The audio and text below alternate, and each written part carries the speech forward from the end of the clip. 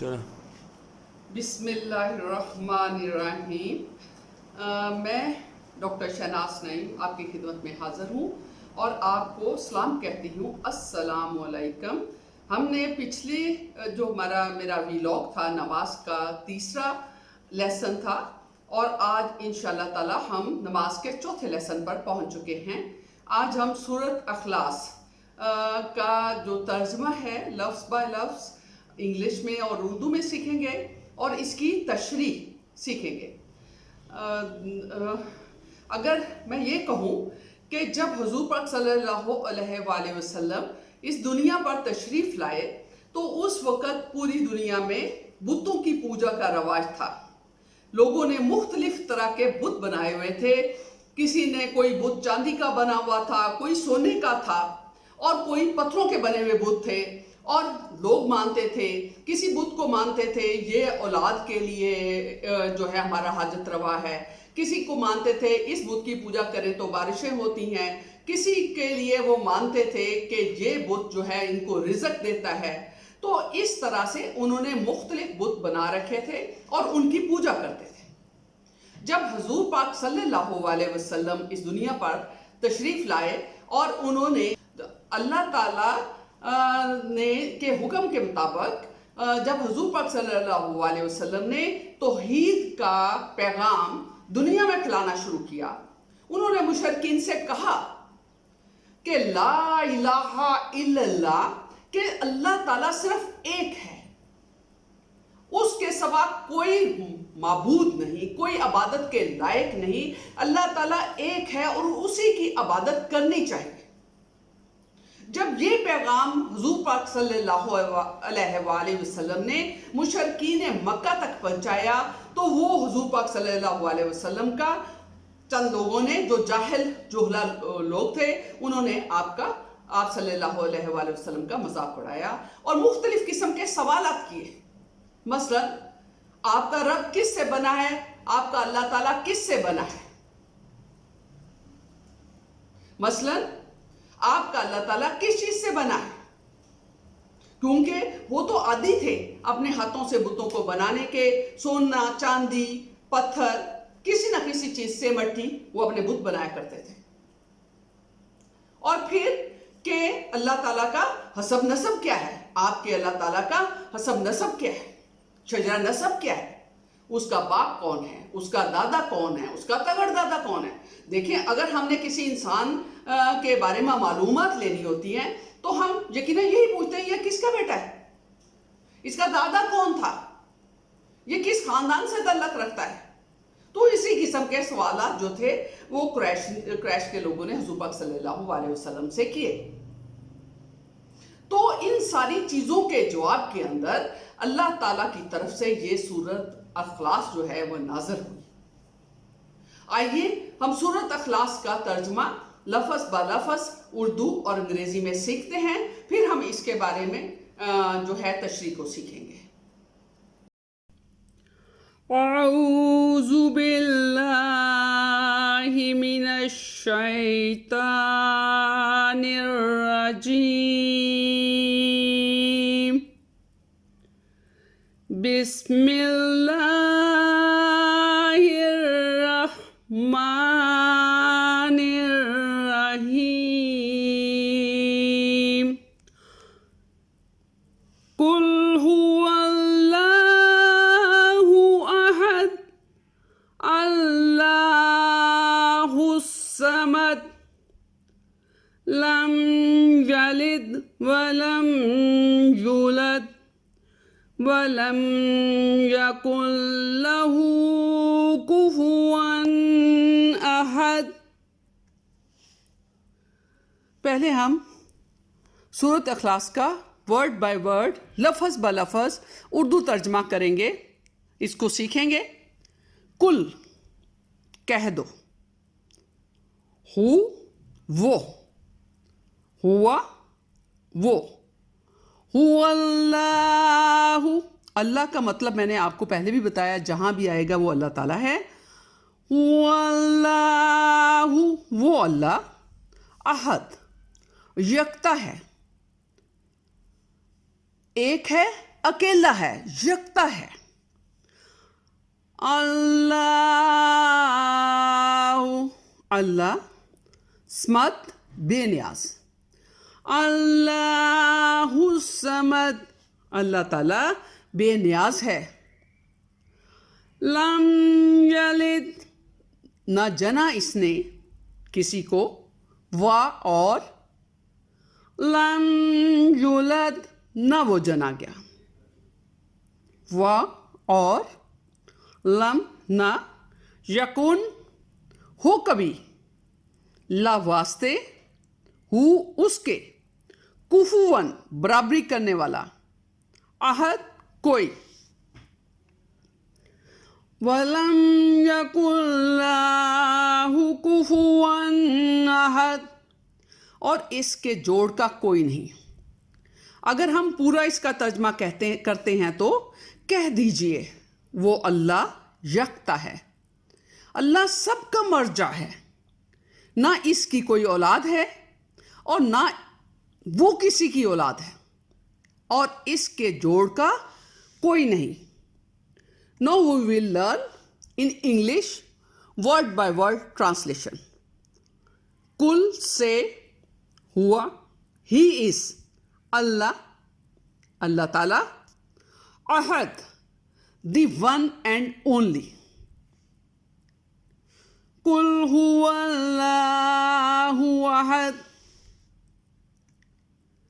Say He is Allah, the only, the one and only. Allah, Allah Ta'ala, Samad, absolute, the eternal, needing none. Allahu Samad Allah, the eternal, absolute, needing none.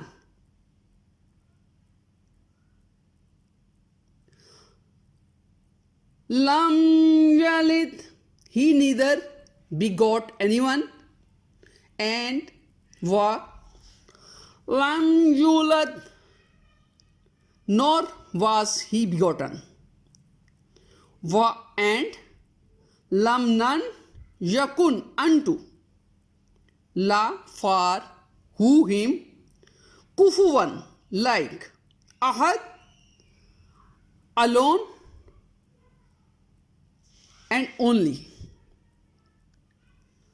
وَلَمْ يَكُنْ لَهُ كُفُوًا أَحَدٌ And there is none like unto him. Now, in English translation, say, He is Allah, the one and only. Allah, the eternal, absolute, needing none. He neither begot anyone, nor was he begotten. And there is none like unto him. قُلْ هُوَ اللَّهُ أَحَدٌ تو اللہ تعالیٰ نے حضور پاک صلی اللہ علیہ وآلہ وسلم سے کہا کہ آپ کہہ دیجئے کہ اللہ تعالیٰ واحد ہے, ایک اور اکیلا ہے. واحد اردو زبان میں ہم واحد کو ایک کہتے ہیں, احد کو بھی ہم ایک کہتے ہیں, جبکہ احد ایک کے معنی میں نہیں آ سکتا. احد کا مطلب اس سے بہت آگے ہے. احد کیا ہے؟ اس جیسا کوئی نہ ہو, یہ کسی اجزاء سے نہ بنا ہو. مثلا ایک اگر کرسی ہے تو ہم اس کو واحد کہہ سکتے ہیں, احد نہیں کہہ سکتے. وہ لکڑی سے بنی ہے, کیل لگے ہیں, گوند لگی ہے, کسی اور چیز سے بنی ہے, اور وہ اپنی جگہ گھیرتی ہے, تو وہ احد ہو سکتی ہے, واحد نہیں ہو سکتی. واحد کیا ہے؟ ہم دیکھنا چاہیں, ہم دیکھ نہ پائیں, یہ ہے احد. ہم سوچنا چاہیں, سوچ نہ پائیں, ہم تصور کرنا چاہیں تصور نہ کر سکیں، ہم ڈھونڈنا چاہیں ڈھونڈ نہ سکیں، ہم خیالات میں لانا چاہیں ہم خیالات میں سمو نہ سکیں اسے۔ یہ ہے عہد۔ کتنی بڑی بات ہے کہ اگر ہم اس کو ڈھونڈنا چاہیں، خیالات میں لانا چاہیں، آنکھوں سے دیکھنا چاہیں تو بہت دور، وہ ہمارے خیالات میں نہ سما سکے، وہ ہمیں دکھائی نہ دے سکے، وہ ہماری سمجھ میں نہ آ سکے۔ لیکن اگر ہم اسے محسوس کرنا چاہیں تو وہ ہماری شاہ رگ سے بھی نزدیک۔ یہ ہے عہد۔ اللہ تعالی عہد ہے۔ اگر کوئی چیز ایک ہے تو دوسری بھی ہے، تیسری بھی ہے، چوتھی بھی ہے، لیکن اللہ تعالیٰ ہے عہد۔ اللہ تعالیٰ کسی چیز سے نہیں بنا، وہ کسی چیز کا محتاج نہیں ہے۔ اللہ الصمد، اللہ تعالیٰ بے نیاز ہے۔ کس چیز سے بے نیاز ہے؟ ہر چیز سے بے نیاز ہے۔ اللہ تعالیٰ کسی چیز کا محتاج نہیں ہے۔ دنیا کی ساری چیزیں، کل کائنات کی چیزیں اللہ تعالیٰ نے بنائی ہیں، وہ اس کا خالق ہے اور وہ اللہ تعالیٰ کی محتاج ہے۔ اگر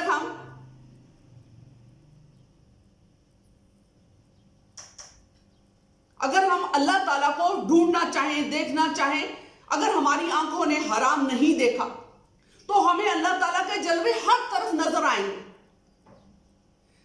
بادلوں میں، بارش کے قطروں میں، سورج میں، ہوا میں، پودوں میں، پھول کی مہک میں، کیڑے مکوڑوں میں، چرند پرند میں، پہاڑوں میں، دریاؤں میں۔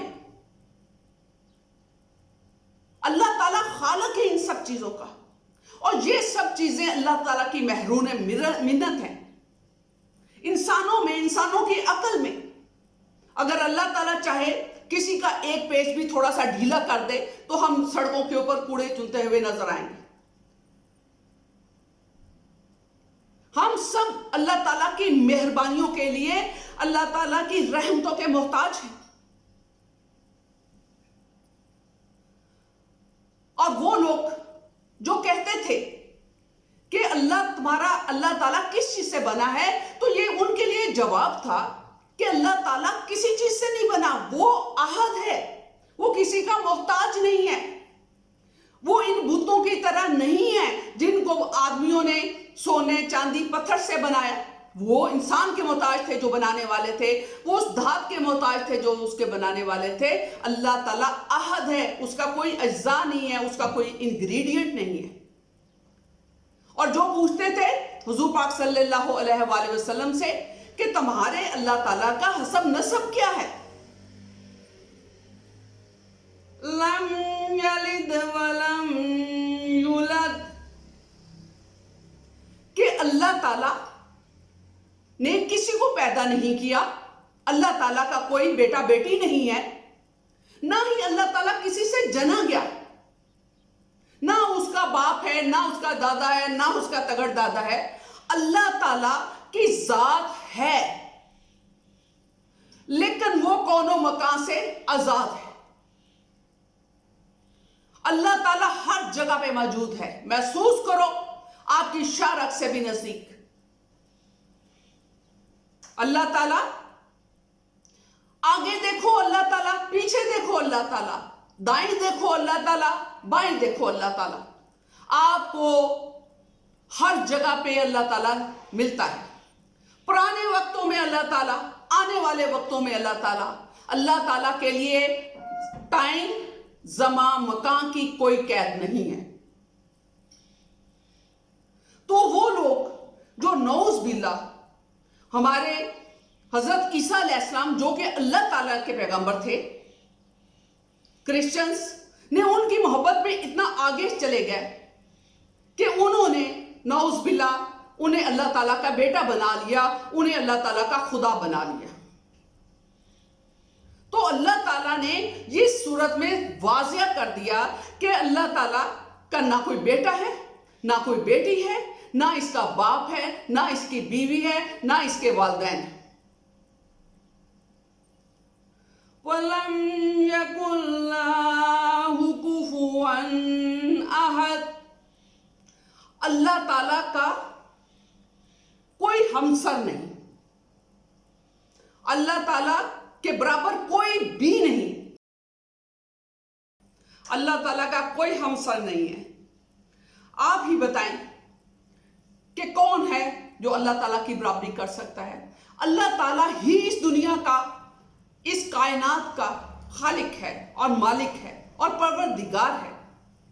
وہ احد ہے، اس جیسا کوئی نہیں، وہ کسی انگریڈینٹ سے نہیں بنا، اس کا کوئی بچہ نہیں، اس کا کوئی اولاد نہیں، اس کا کوئی ماں باپ نہیں، وہ زمان و مکان کی قید سے آزاد ہے۔ تو ایک اور بات میں آپ سے یہ بتانا چاہتی ہوں کہ سورۃ اخلاص ایکچولی ایک کسوٹی ہے جو حق اور ناحق کو سیپریٹ کرتی ہے۔ جو یہ اللہ تعالیٰ کی تعریف ہے، ان 4 لائنوں میں اللہ تعالیٰ کی رحمان کی، رحیم کی تعریف بیان کی گئی ہے۔ اگر کوئی شخص ہمیں یہ کہتا ہے کہ سو اینڈ سو خدا ہے، اللہ تعالیٰ ہے، تو اگر وہ ان 4 لائنوں کی ڈیفینیشن پہ پورا اترتا ہے تو ہمیں کوئی اعتراض نہیں کہ ہم اسے اللہ تعالیٰ مان لیں۔ لیکن وہ 4 لائنیں قُلْ هُوَ اللَّهُ أَحَدٌ کہہ دیجئے کہ اللہ تعالیٰ ایک اور یکتا ہے۔